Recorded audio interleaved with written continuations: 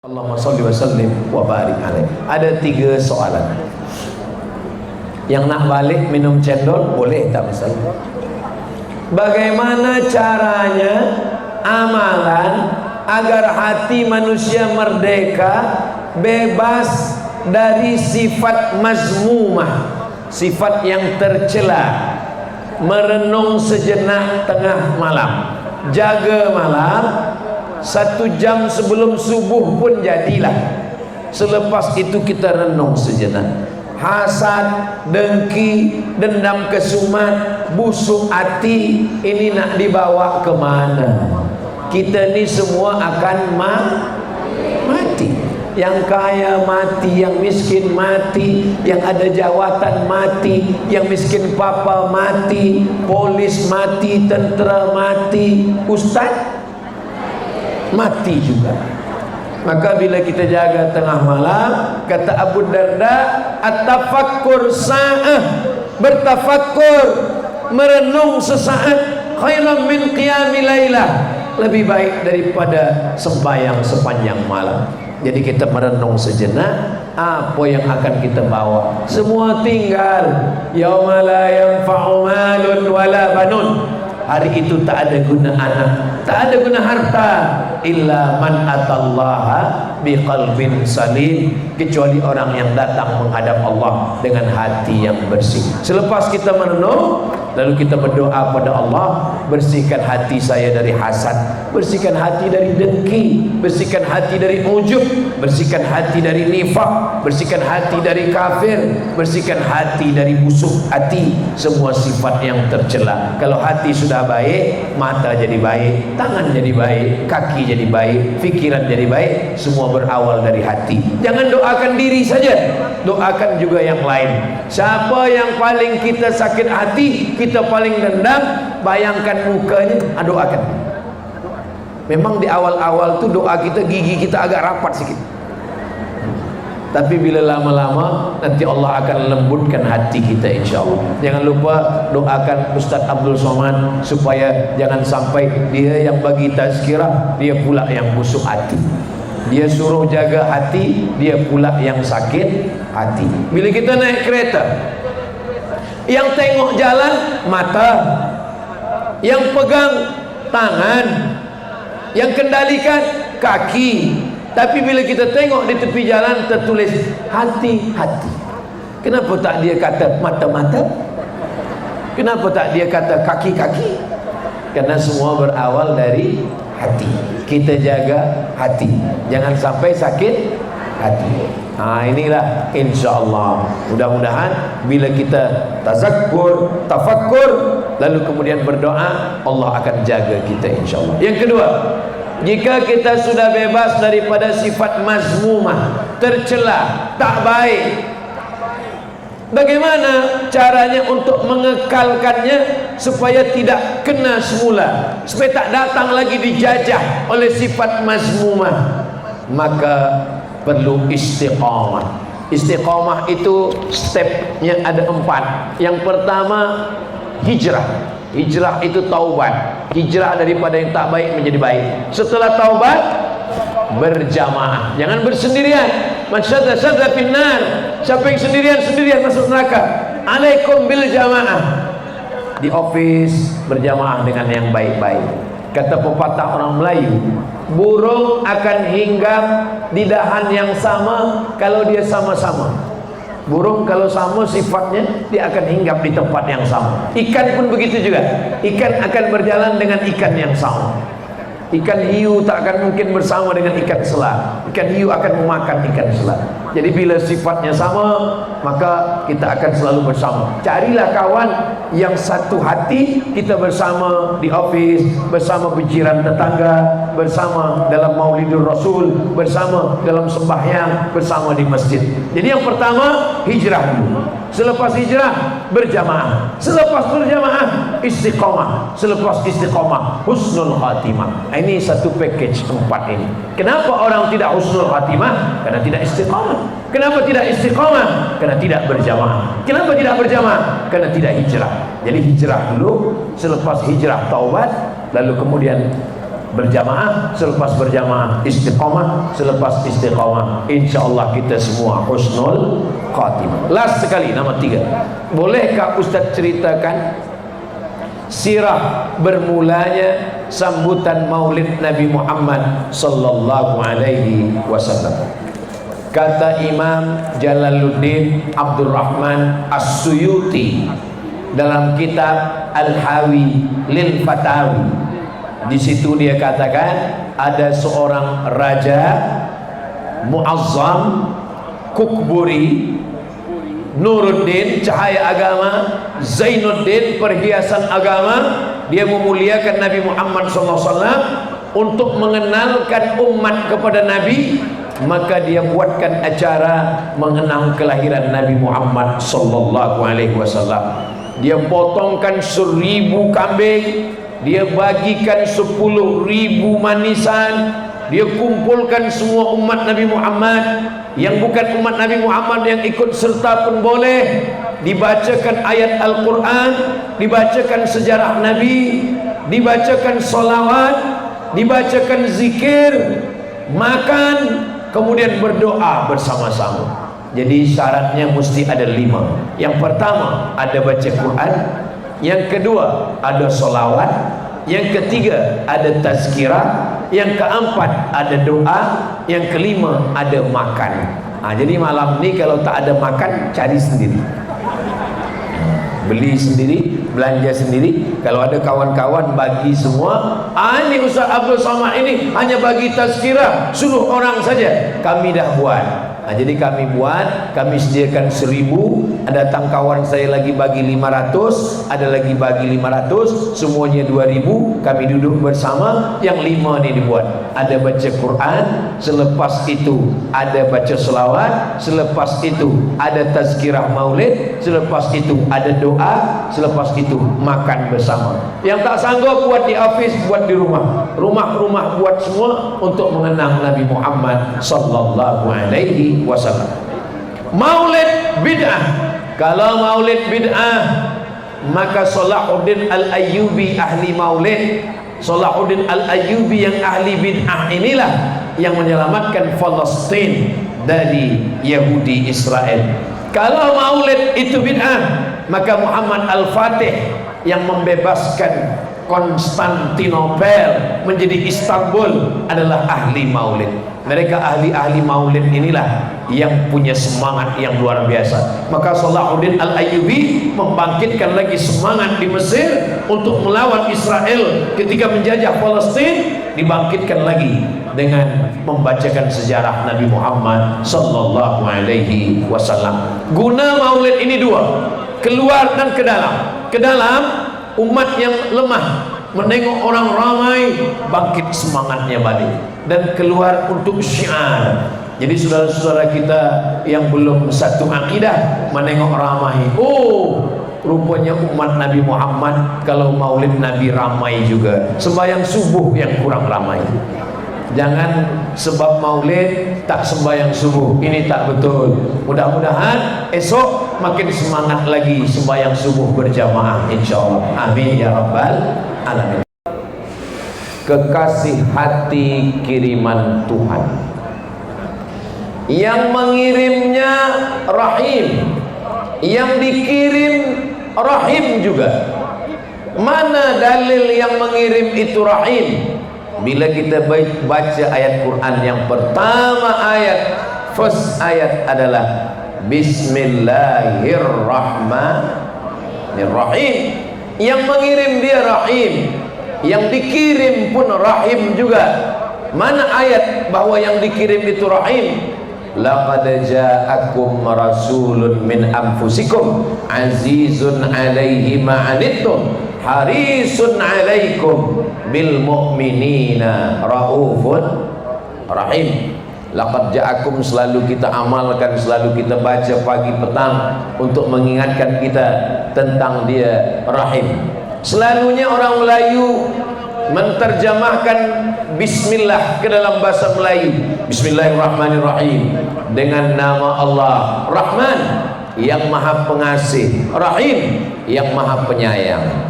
Bila puan tuan ditanya oleh anak, Apa makna pengasih? Pengasih itu yang kasih. Apa makna yang sayang? Penyayang itu yang sayang. Apa beza kasih dan sayang? Kasih, kasih, sayang, sayang. Bezanya apa? Jangan banyak tanya. Banyak tanya itu Bani Israel, kata Ustaz. Rahman maknanya semua dapat. Yang sembahyang dapat, yang tak sembahyang pun dapat. Yang bakhil dapat, yang bermurah hati pun dapat.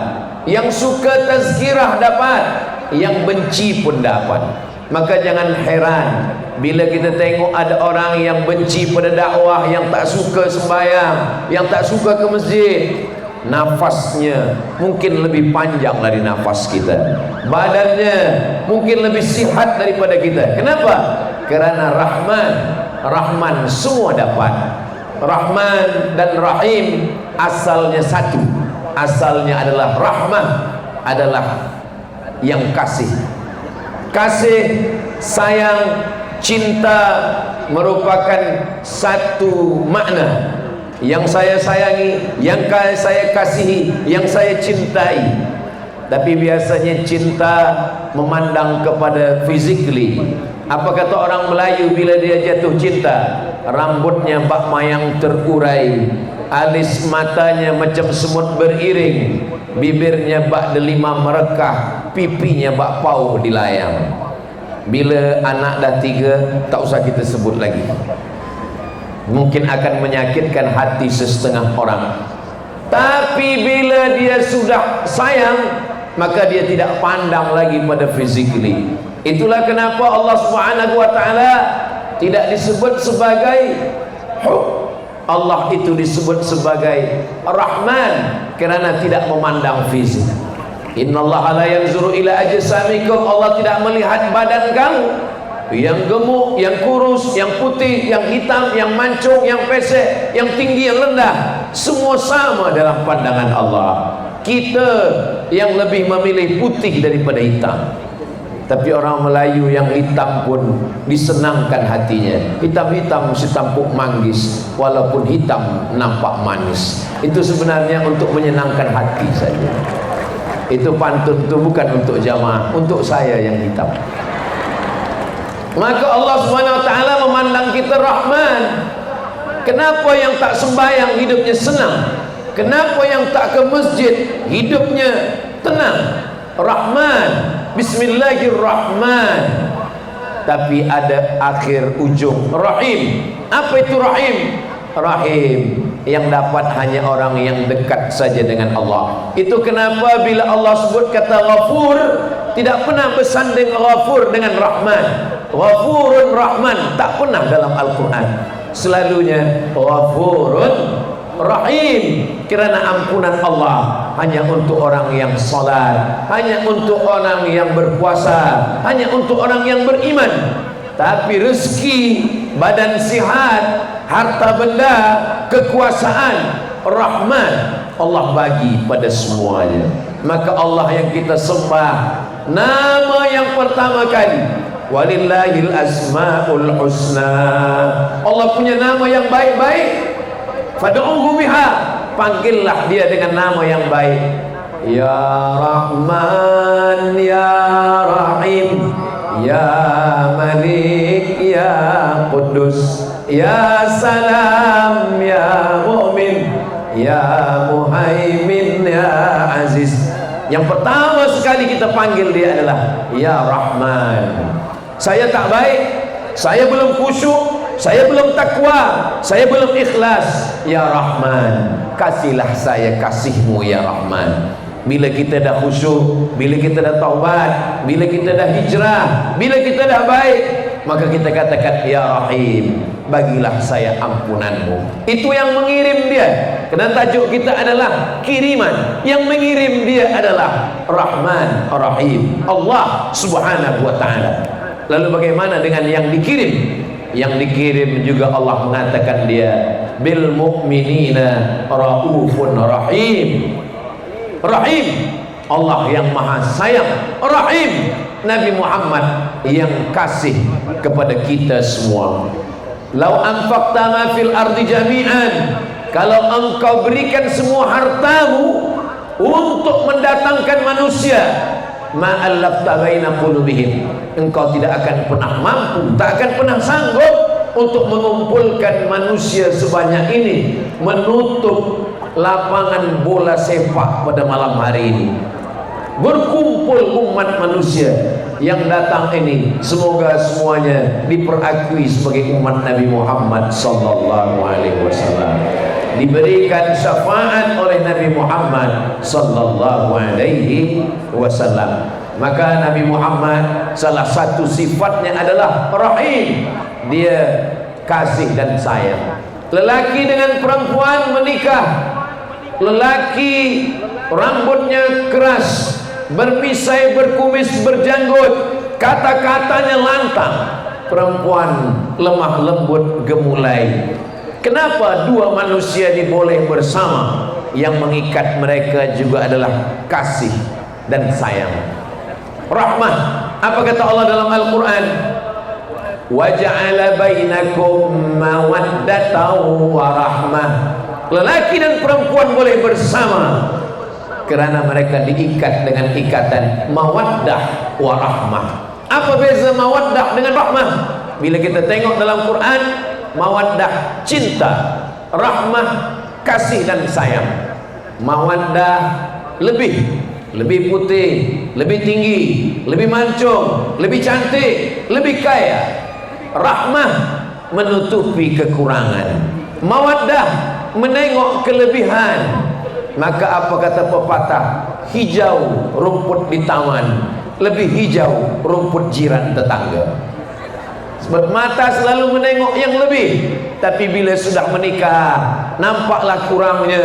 Lebih hitam, lebih pendek, lebih pesek, lebih buruk. Maka rahmah menutupi segala kekurangan. Bila kita tengok malam ini ada yang berjalan, boleh bergandeng tangan, sudah menikah 20-30 tahun, sebenarnya mereka tidak lagi pada maqam level mawaddah, mereka sudah sampai pada level rahmah. Kenapa pakcik dengan makcik boleh datang bersama? Sebab kami ini sudah rahmah. Siapa nama makcik? Siti Rahmah. Sesuailah dengan nama. Nama adalah doa.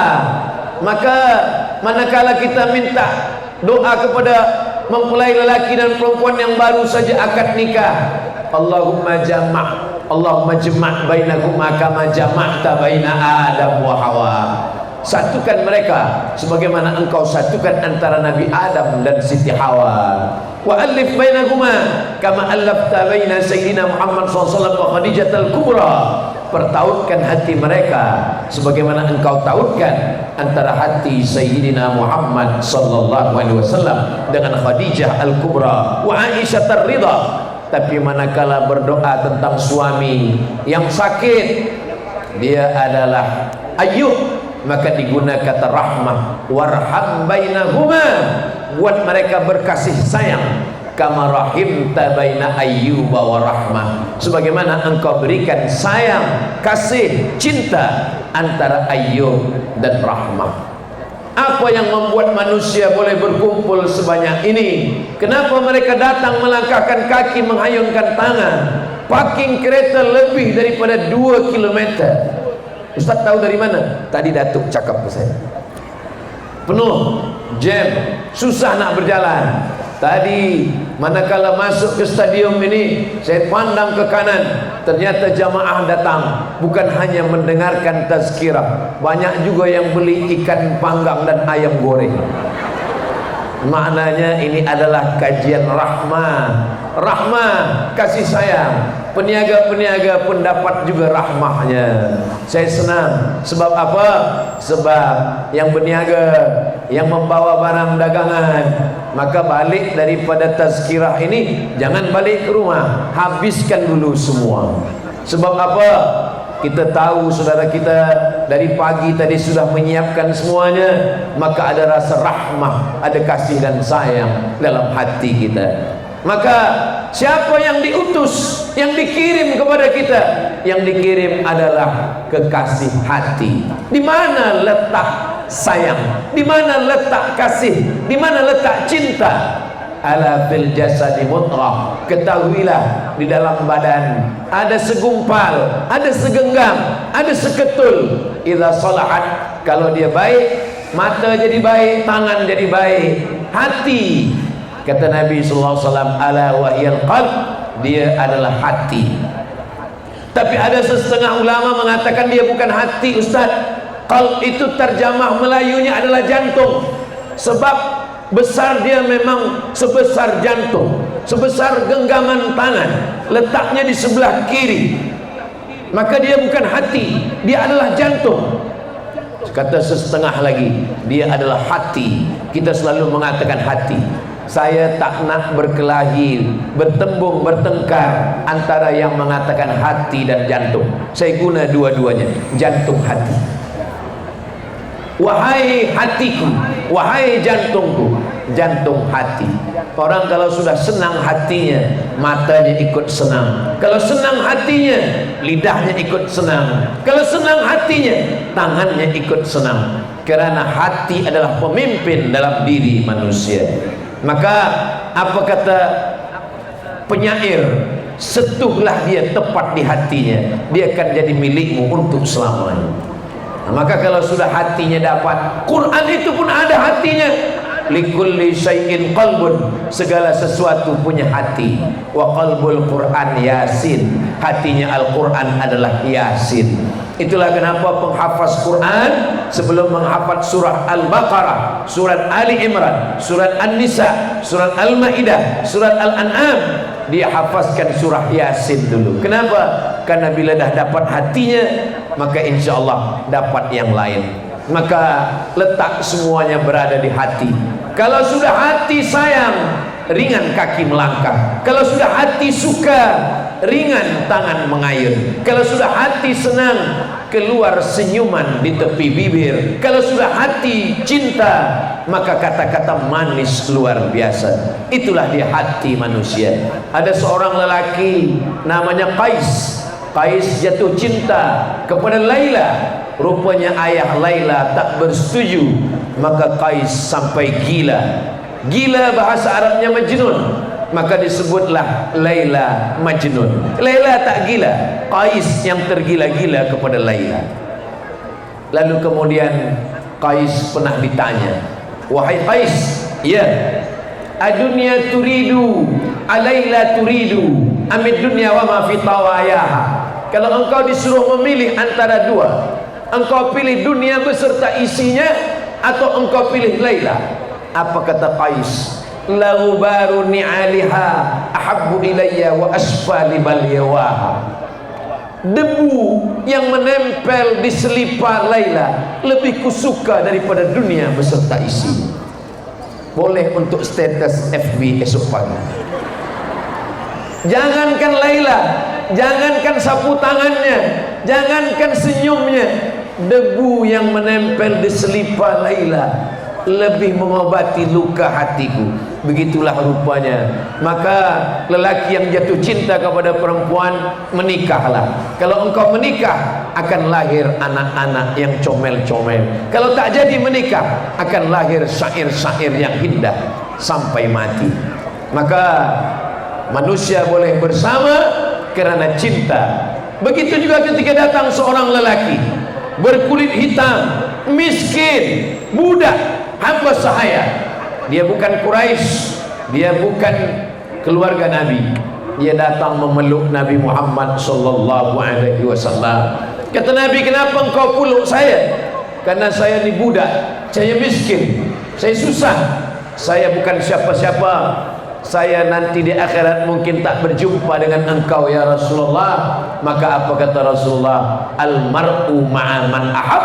Orang akan bersama dengan siapa yang dia cintai. Kalau ada rasa cinta dalam hati, ada rasa kasih, ada rasa kasih sayang, maka kita akan bersama. Saya bersaksi kepada Allah Ta'ala, semua yang datang malam ini kerana cinta kepada Sayyidina Muhammad sallallahu alaihi wasallam. Ini yang datang ini bukan Nabi Muhammad, bukan pula keturunan Nabi Muhammad, bukan Habib, manusia yang biasa. yang jauh daripada Nabi Muhammad, tapi kerana yang selalu saya sampaikan adalah ayat-ayat Al-Quran, hadis-hadis Nabi, jatuh cinta kita kerana Nabi Muhammad. Cinta kerana harta binasa, cinta kerana kuasa sirna, cinta kerana rupa berubah, cinta yang kekal abadi, cinta kerana Allah, cinta kerana Rasulullah sallallahu alaihi wasallam. Al-mar'u ma'a man ahab.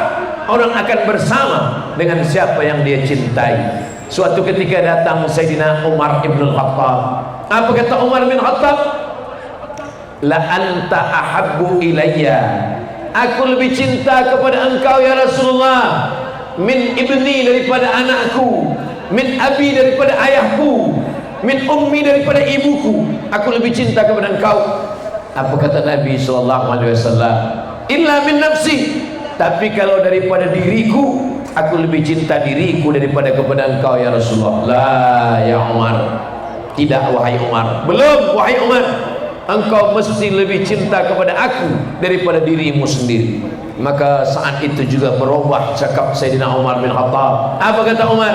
La anta ahabbu ilayya min nafsi. Engkau lebih aku cinta daripada diriku sendiri. Maka saat itu juga Nabi berkata, Al-an ya Umar. Sekaranglah wahai Umar, barulah sempurna iman engkau kerana engkau lebih cinta aku, Sayyidina wa Maulana Muhammad sallallahu alaihi wasallam. Orang Melayu berkata, tak kenal maka tak sayang, tak sayang maka tak cinta. Dari mana kita boleh cinta? Kerana kita kenal. Itulah kenapa mesti ada maulid, supaya kita lebih cinta. Agar supaya lebih cinta, kita maka lebih banyak kenal dengan Nabi Muhammad sallallahu alaihi wasallam. Jangan sampai bila kita ditanya oleh anak kita, siapa Nabi kita ayah? Siapa Nabi kita bunda?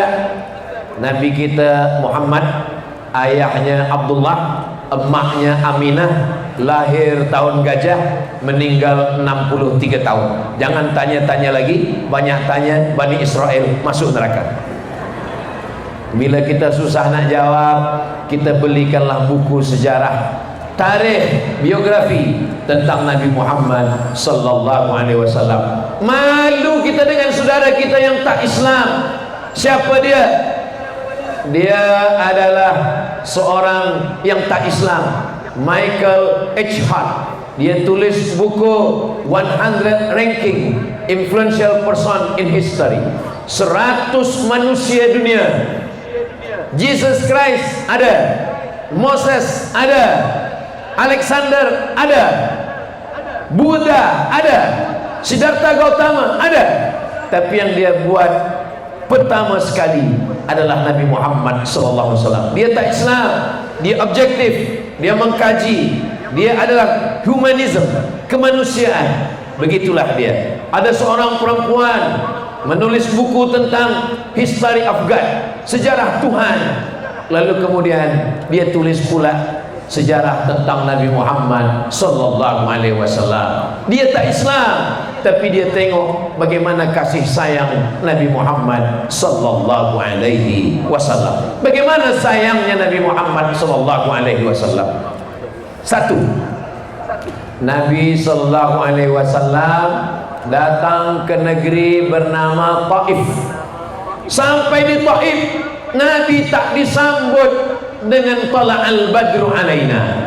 Bukan macam Ustaz Abdul Somad tadi bila sampai di stadium, tidak disambut dengan tala'al badru alaina, tak disambut dengan marhaban ya nural aini, tak disambut dengan marhaban jaddal husaini. Mereka lempar dengan batu, mereka lempar dengan kayu, berdarah pelipisnya, menetes darah sampai ke kakinya. Kakinya pun berdarah juga kena batu. Datang malaikat Jibril alaihissalam. Apa kata malaikat Jibril? Wahai Muhammad, kalau sampai darah di kakimu itu jatuh ke tanah, aku ratakan Taif ini semuanya. Nabi menyapu kakinya.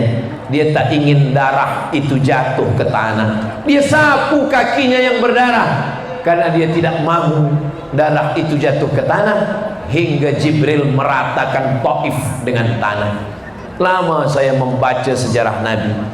andai sayalah yang diberikan tawaran oleh malaikat Jibril alaihissalam, hai Abdul Somad, kalau darah di kakimu itu jatuh ke tanah, aku akan hancurkan semua haters yang attack engkau di Instagram, YouTube itu.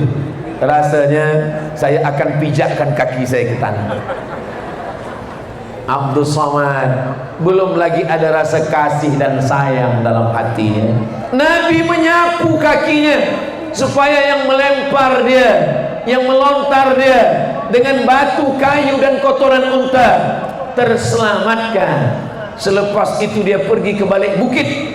Di balik bukit itu datang lagi malaikat, Malakul Akhshabain, malaikat yang menjaga segala gunung, segala bukit. Rupanya malaikat ini ada yang ditugaskan Allah menjaga bukit-bukit gunung-gunung. Mungkin bukit gunung Kinabalu pun ikut juga dia jaga. Maka ketika itu malaikat penjaga bukit ini mengatakan kepada Nabi Muhammad SAW, engkau tunjuk dua bukit yang paling besar. Yang pertama Qu'ayqi'an, yang kedua Jabal Abi Qubais, dua bukit terbesar di kota Makkah. Engkau tunjuk Qu'ayqi'an, engkau tunjuk Jabal Abi Qubais, aku akan cabut, aku timpakan ke Taif, mati mereka semua rata dengan tanah. Tapi Nabi Muhammad SAW, kekasih hati kiriman Tuhan, dia berdoa di balik bukit. Apa kata Nabi? Ilaika ashku dha'fa quwwati, kepada engkau aku mengadukan kelemahanku, wa qillata hilati, aku tak berdaya, wa hawani bainan nas, aku lemah di antara semua manusia, apalagi kepada orang Taif. Anta rabbul mustad'afin, engkaulah Tuhan, engkaulah Rabb, engkaulah Allah, tempat mengadunya orang-orang yang lemah. Lalu ujung doa itu apa doa Nabi? Allahumma akhrij min aslabihim, keluarkan dari tulang sulbi mereka, keluarkan anak keturunan orang Taif, ya'budullah wa la yusyriku bika syai'a, yang menyembah engkau dan tidak mempersekutukan engkau dengan apapun. Doa Nabi dikabulkan Allah. Sekarang ini semua orang Taif, nenek moyang mereka dulu yang melempar Nabi, yang memusuhi Nabi, yang menghalau Nabi, hari ini orang Taif 100% bersyahadat asyhadu an la ilaha illallah wa asyhadu anna muhammadan rasulullah sallallahu alaihi wasallam. Biasa orang kalau dia sedang berdarah, kalau dia sedang dilempar, yang bangkit adalah emosi, marah, mengamuk. Selepas marahnya hilang, barulah dia berkata, sebenarnya saya tak marah, tadi saya agak emosi sikit, tapi kepala orang dah berdarah-darah. Nabi Muhammad SAW dilempar, disakiti, dizalimi, maka dia tetap memintakan supaya anak mereka. Kadang kita sebagai muslim, orang Islam yang katanya tiap hari 17 kali Bismillahirrahmanirrahim, Bismillahirrahmanirrahim, Ya Rahman Ya Rahim, tapi yang keluar dari mulut adalah sumpah serapah, yang keluar dalam doa adalah mendoakan yang tak baik. Ya Allah, matikan mereka, tapi kalau boleh jangan terus mati, buat sakit agak 3 tahun. Bukan ajaran Nabi Muhammad sallallahu alaihi wasallam. Maka ajaran Nabi adalah rahmah, kasih dan sayang. Lalu kemudian ada seorang kaya di negeri Taif. Taif itu dari kota Makkah lebih kurang 100 km. Panjang umur, sehat badan, mudah-mudahan kita boleh ke Makkah dan sampai ke Taif insyaallah. Taif tempat yang sejuk, banyak buah-buahan, banyak sayur, banyak parfum daripada ma'ul waq, air bunga mawar, harum, cantik dan indah. Dan hari ini orang suka ke Taif. Tapi bila kita baca sejarah, Taif adalah tempat menunjukkan rahmat dan kasih sayang Nabi Muhammad sallallahu alaihi wasallam. Dua, Ustaz Abdul Somad kalau bagi tazkirah selalu sebutkan 1, 2, 3. Supaya apa? Supaya jamaah balik boleh bawa sesuatu yang dia boleh ingat. Berapa yang Ustaz sampaikan malam ni? Saya tengok dulu. Kalau ada 2, 3 orang menguap, 5 sudah selesai. Tapi bila semuanya penuh dengan kasih dan sayang, kita akan teruskan kerana kita bersama, kerana kasih dan sayang, kerana Allah Subhanahu wa ta'ala. Yang kedua, dulu orang Yahudi kalau dia berzina, kalau dia mabuk, kalau dia minum khamar, cara bertaubatnya adalah bunuh. Faqtulu anfusakum, bunuh diri kamu. Fataba alaikum, Allah menerima taubat kamu. Jadi kalau orang Bani Israel ingin bertaubat, dia mesti membunuh dirinya. Tapi tak boleh dia ambil pisau, dia ambil pedang, dia potong leher dia, tak boleh. Dia ambil pedang, selepas itu dia cari pula orang lain yang ingin bertaubat. Awak ingin bertaubat? Iya, saya pun ingin bertaubat. Awak bawa pedang, saya bawa pedang, kita serentak sama-sama mencincang. Jangan awak mencincang, saya diam. Maka serentak bersama, sama-sama. Tapi manakala Islam datang, rahmat, kasih sayang Allah, maka ketika itu tidak dengan cara membunuh, tapi dengan cara apa? Astaghfirullahaladzim, astaghfirullahaladzim, astaghfirullahaladzim, alladzi la ilaha illa huwal hayyul qayyum wa atubu ilaih. Yang paling eloknya adalah mandi taubat. Mandi taubat macam mana? Macam mandi orang yang maaf-maaf selepas haid, uzur, selepas bulan, selepas. Ada beberapa mandi. Ada mandi masuk Islam, ada mandi lepas sihat daripada gila, ada mandi lepas uzur, ada mandi wiladah melahirkan anak, ada mandi junub. Maka mandi taubat, basah semua dari ujung rambut hingga ke ujung kaki, niatnya mandi taubat. Ma min muslimin, kalau ada orang yuznibu dzamban, silap, salah, khilaf, minum khamar, berjudi, berzina, na'udzubillah, kemudian dia bertaubat, didahului dengan mandi, selepas itu dia berwudu, selepas itu dia solat sunat taubat 2 rakaat. Usolli sunnat taubat raka'ataini lillahi ta'ala, summa yastaghfirullah, selepas itu dia minta ampun kepada Allah, illa ghafarallahu lah, Allah akan mengampunkan segala dosa-dosanya. Mudah-mudahan kita semua termasuk yang diampunkan Allah dosa-dosa kita. Allah merahasiakan, tak ada yang tahu siapa dapat taubat nasuha, tak ada yang tahu siapa dapat haji mabrur, tak ada yang tahu siapa dapat solat wusta, tak ada yang tahu siapa dapat Lailatul Qadar. Begitu kata Imam Ibnu Katsir dalam muqaddimah surat Al-Qadar, inna anzalnahu fi lailatul qadar. Kenapa? Supaya kita tetap takut, khawatir, cemas. Saya Abdul Samad Al-Faqir merasa khawatir, jangan-jangan sembahyang saya belum diterima Allah, jangan-jangan taubat saya belum diterima Allah, jangan-jangan saya belum dapat Lailatul Qadar, jangan-jangan saya belum mendapatkan haji mabrur. Ada rasa takut, ada rasa cemas, ada rasa khawatir. Tapi di balik itu ada raja, ada harap, selalu berharap kepada Allah. Kita mendekati Allah seperti seekor burung yang terbang dengan 2 sayap. Sayap yang pertama khauf, takut. Sayap yang kedua raja, harap. Kalau terlampau kita depresi. Kalau terlampau berharap, kita terlalu melupakan dosa. Maka yang paling elok adalah seimbang antara takut dengan harap. Maka kita tidak disuruh membunuh diri, kita tidak disuruh mengambil pedang, menikam ke jantung, membunuh, memukul kepala orang. Tidak. Kita cukup dengan mandi taubat, sembahyang sunat taubat, solat sunat taubat, memperbanyak istighfar. Astaghfirullah, astaghfirullah, astaghfirullah, sependek-pendek istighfar. Yang paling panjang Astaghfirullahaladzim alladzi la ilaha illa huwal hayyul qayyum wa atubu ilaih. Yang sangat-sangat panjang.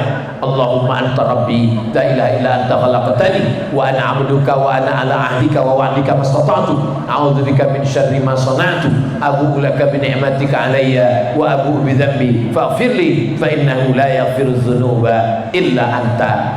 Datang seorang Yahudi, dia banyak dosa, dia berzina, dia minum khamar, dia membunuh, semua dosa dia lakukan. Lalu dia datang kepada pendeta Yahudi, wahai Tuan pendeta Yahudi, saya sudah orang sudah saya minum khamar, saya berjudi, saya berzina. Apakah Tuhan menerima taubat saya? Kata pendeta Yahudi, taubat kamu tidak diterima Tuhan, kamu mesti. Lalu apa kata dia? Kalau begitu engkaulah yang ke-100. Maka genaplah 100 orang dia bunuh. Dalam Islam, innallaha la yaghfiru ayyushraka bihi, Allah tidak menerima dosa syirik, wa yaghfiru ma duna dzalika liman yasha.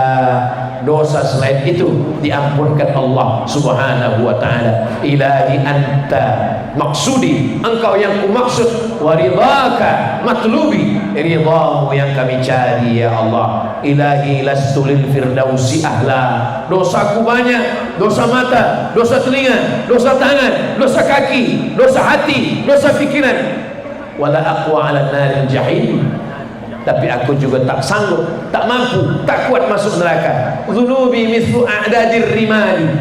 Banyak buih di laut, banyak pasir di pantai, lebih banyak lagi dosaku ya Allah. Fa innaka ghafirudz dzambil 'azimi. Tapi saya yakin ampunanmu lebih luas daripada dosa. Maka kata Allah Subhanahu wa taala dalam hadis qudsi, inna rahmati, kasihku, sayangku, cintaku, sabaqat ghadabi, lebih mendahului murka. Maka dalam Islam, siapapun yang pernah silap, siapapun yang pernah salah, siapapun yang pernah berdosa, ketika dia bertaubat, at-taibu minadz dzambi kama la dzambalah. Orang yang bertaubat macam tak pernah berdosa, diampunkan Allah. Kita hanya berharap. Kenapa taubat itu disebut dengan taubat nasuha? Nasuha sama seperti orang yang mengambil madu lebah di tengah hutan.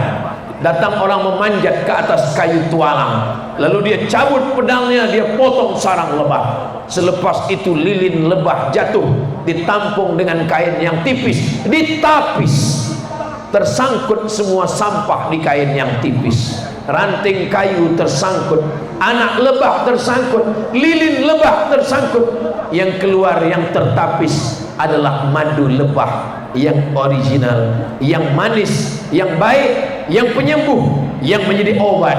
Begitulah taubat nasuha. Kita banyak sampah, kita banyak dosa, maka dikatakan ya ayyuhalladzina amanu, hai orang yang percaya kepada Allah bahwa Allah itu kasih dan sayang, tubu ilallah, bertaubatlah kepada Allah taubatan nasuha.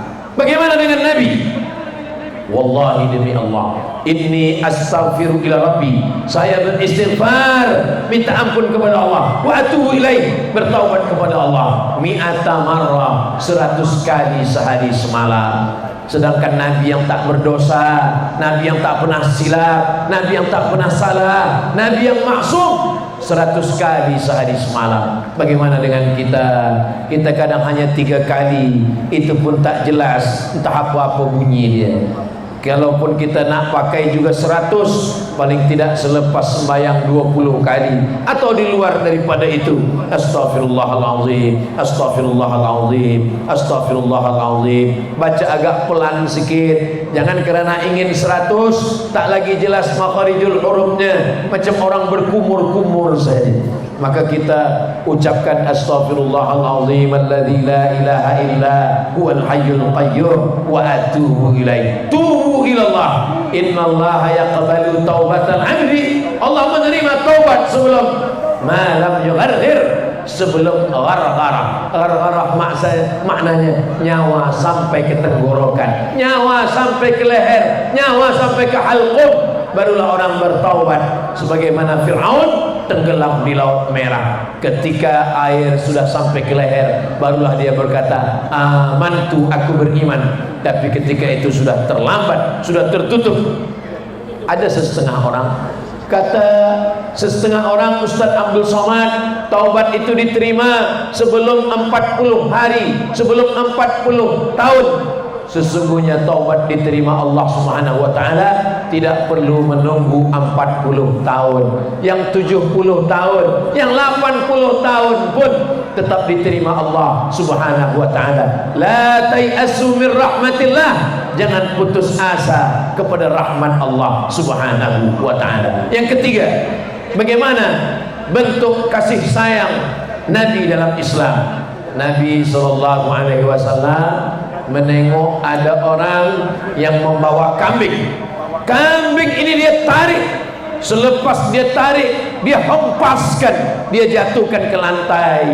Lalu kemudian dia asah pisau. Pisau dia asah tajam. Menengok itu Nabi marah. Apa kata Nabi? Aturidu an tumitaha mautatin. Apakah engkau ingin membuat kambing ini mati berkali-kali? Apa makna cakap Nabi? Tak boleh menjatuhkan kambing ke lantai, tak boleh menyiksa kambing. Rahmat kasih sayang Nabi Muhammad sallallahu alaihi wasallam. Kalau kambing saja tak boleh disiksa. Orang tua-tua kita dulu mengajarkan jangan asah pisau di depan mata kambing. Jangan asah pisau di hadapan mata kambing. Asahlah di dapur, asahlah di belakang. Kalau telinga kambing itu panjang, tutupkan ke mata dia, diasah. Selepas itu barulah kita potongkan. Kalau menakut-nakuti kambing pun tak boleh, apalagi menakut-nakuti suami.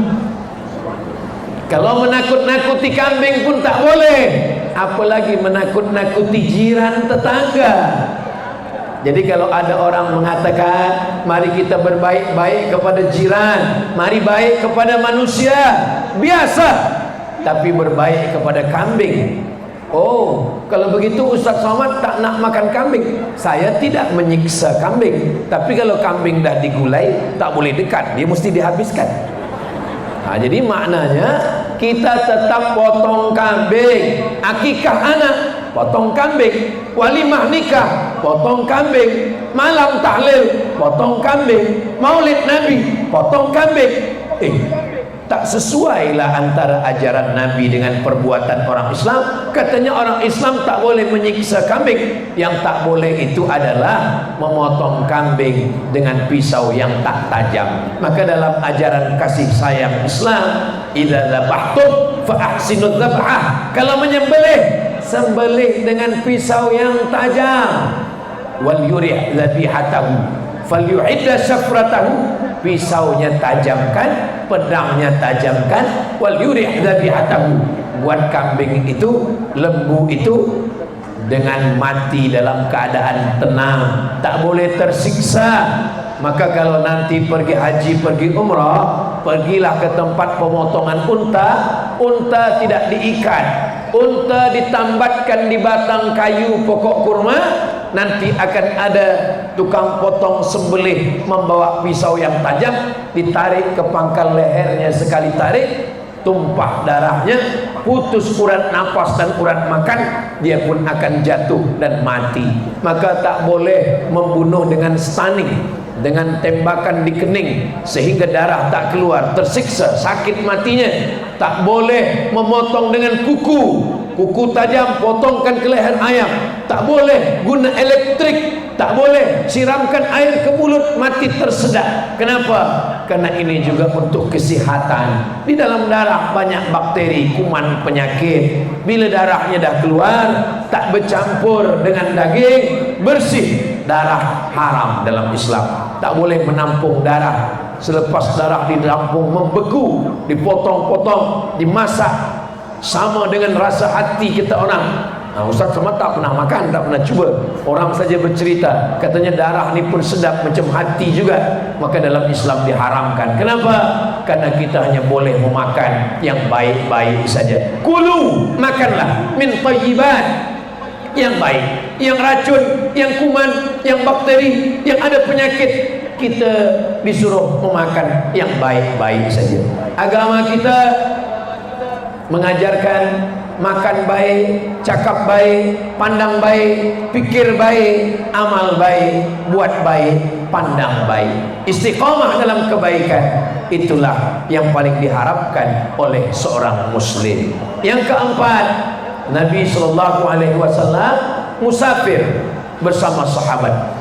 Ketika beliau musafir, dia tengok ada sahabat nyalakan api.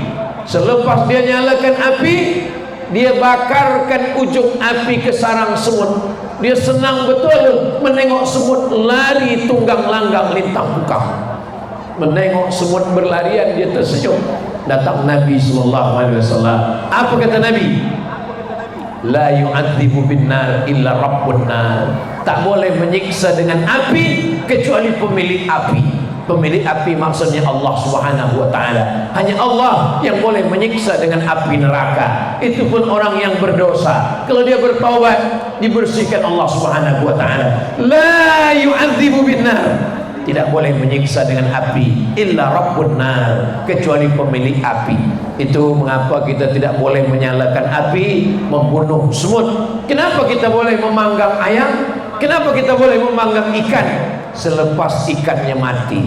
Ini beberapa video banyak saya tengok di Instagram, di shoot video di TikTok. Orang makan daging ayam, makan daging ikan, ikannya masih hidup, kepala ikan masih hidup, sanggup. Dalam Islam tak boleh. Islam mengajarkan kasih sayang.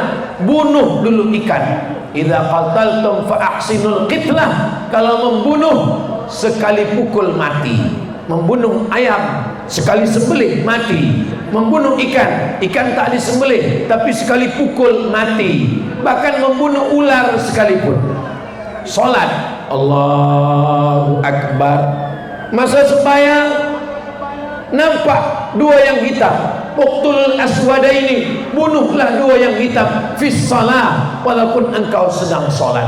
Makna dua yang hitam, yang pertama as-su'ban, ular.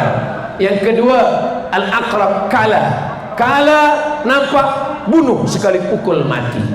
Jangan karena pernah disengat kala lalu hari Isnin cabut tangannya satu, hari Selasa cabut yang sebelah kiri, hari Rabu ekornya satu, lepas itu kaki satu. Tak boleh. Walaupun dia pernah menyengat kita, menggigit kita. Dalam Islam, rahmat kasih sayang Allah sampai kepada kambing, sampai kepada unta, sampai kepada ular, sampai kepada kala. Itulah kenapa apa kata Allah dalam Al-Quran, wa ma arsalnaka illa rahmatan lil alamin. Nabi itu menjadi rahmat bukan untuk manusia saja. Tak ada ayat wa ma arsalnaka illa rahmatan linnas. Tak ada wa ma arsalnaka illa rahmatan lil muslimin. Tidak. Wa ma arsalnaka illa rahmatan lil alamin. Tak boleh menyiksa semut, tak boleh menyiksa binatang. Nabi Sulaiman alaihissalam menahan bala tenteranya. Tentera-tentera jangan berjalan dulu. Kata tentera Nabi Sulaiman, kenapa kita tak boleh berjalan? Sebab saya mendengar suara semut berkata. Apa kata semut? Ya ayyatuhan namlul khulu masakinakum. Tahan, masuk kamu semua ke dalam sarang-sarang. Kenapa? Karena pasukan tentera Sulaiman akan lalu. Orang kalau punya kekuasaan, dia ada rasa kasih sayang dalam hati. Ajaran Nabi Muhammad sallallahu alaihi wasallam, semut pun tak teraniaya, burung pun tak tersakiti, ayam pun tidak terzolimi. Ittaquz zulma, jangan zolimi orang, jangan aniaya orang. Fa inna zulma zulumatun yaumal qiyamah. Karena kezaliman akan menjadi kegelapan pada hari kiamat. Yang kelima, sebab di Keningau satu lapangan bola sepak penuh. Allahu Akbar. Yang cantik, bintang gemintang. Malam ni Keningau, bila kita tengok ke langit tak ada bintang. Rupanya bintang dah turun ke stadium semua. Masya Allah, tabarakallah. Berikutnya yang kelima, Nabi sampai ke Madinah. Di Madinah ada Yahudi Bani Nadir, ada Yahudi Bani Quraizah, ada Yahudi Qainuqa, ada Yahudi Khaybar. Sampai di Madinah, orang Islam ucapkan salam. Assalamu alayka ya Rasulullah, assalamu alayka ya Nabi Allah. Orang Yahudi ucapkan salam juga, tapi bunyi salamnya agak lain sikit. Assalamu alayka. Kalau silap-silap dengar macam sama juga. Assalamu alayka, selamat untukmu, peace be upon you. Assalamualaikum. Tapi orang Yahudi cakap Assalamualaikum. Assalamualaikum maknanya mohon maaf, matilah engkau. Assalamualaikum, matilah engkau. Sayyidatuna Aisyah mendengar Assalamualaikum. Aisyah menjawab, Waalaikumsalam wal la'nah. Kamu mati dan kamu dilaknat Allah. Jangan macam-macam dengan perempuan. Perempuan kita bagi satu, dia balas dua. Assalamualaikum waalaikumul la'nah. Kamu pun mati dan kamu pun dilaknat Tuhan. Mendengar itu apa kata Nabi SAW? Mahlan ya Aisyah, bersikap lembutlah wahai Aisyah. Innallaha yuhibbur rifqa fil amri kullih. Allah suka kalau kita ini bersikap lembut. Sayyidatuna Aisyah menjawab, mereka memaki engkau, mereka doakan engkau mati, kenapa engkau tak balas ya Rasulullah? Kata Rasulullah, aku dah balas. Aku tak dengar, kata Aisyah. Aku dah balas. Apa balasnya? Wa'alaika. Wa'alaika maksudnya you too, kamu juga. Maka kita kalau dibagi caci maki orang, kita tak perlu keluar maki, hamun, sumpah serapah, binatang tak perlu keluar dari mulut kita. Matilah engkau Abdul Somad, kamu juga. Apa kita susah-susah? Kalau lidah kita sama dengan lidah dia, apa beza lidah kita yang selalu ucapkan Ya Rahman, Ya Rahim, Ya Salam. Selepas sembahyang kita katakan Allahumma antas salam wa minka salam wa ilaika ya'udu salam fa'ayyina rabbana bis salam wa adkhilnal jannata daras salam. Salam, peace, damai, kasih, sayang. Agama kita tak bawa nama orang, agama kita tak bawa nama kampung, agama kita tak bawa, yang dibawa adalah akhlak. Nama agama kita Islam, orangnya Muslim. Muslim adalah orang yang salam, keselamatan. Maka nama pun elok, Abdus Salam, Abdul Rahman, Abdul Rahim, Abdus Somad. Tentulah boleh sikit. Maka kita menunjukkan salam, keselamatan. Nabi berjiran, berkawan, bertetangga. Yang keenam, Nabi SAW ketika melepas pasukan perang, apa kata Nabi? Wahai pasukan perang, nanti kamu akan berjumpa dengan musuh, jangan semuanya dibunuh. Bersama tentera berjumpa, tapi bila kamu jumpa, satajiduna rijalan fis sawabi. Kalau kamu jumpa pendeta di gereja, jangan bunuh mereka. La taqtulu sabiyan murdi'a, jangan bunuh budak kecil yang sedang menyusu. Wala